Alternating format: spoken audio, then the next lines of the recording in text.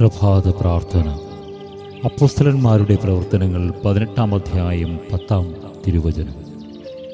എന്തെന്നാൽ ഞാൻ നിന്നോട് കൂടെയുണ്ട്, ആരും നിന്നെ ആക്രമിക്കുകയോ ഉപദ്രവിക്കുകയോ ഇല്ല.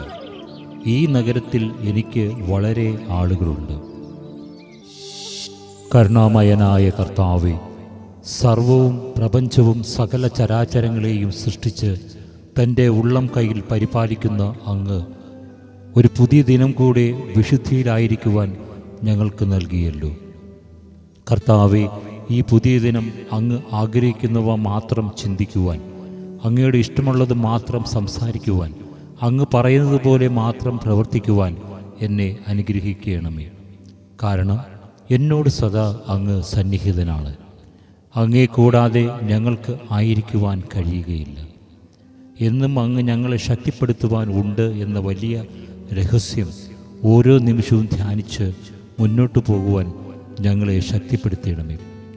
വിശുദ്ധ പത്രോസിനെയും പൗലോസിനെയും മറ്റ് അപ്പോസ്തലന്മാരെയും ശക്തിപ്പെടുത്തിയ അവിടുന്ന് ഞങ്ങളെയും ശക്തിപ്പെടുത്തുന്നതിന് കൂടെയുണ്ട് എന്ന ബോധ്യത്താൽ സദാ ചരിക്കുവാൻ ഞങ്ങളെ അനുഗ്രഹിക്കണമേ.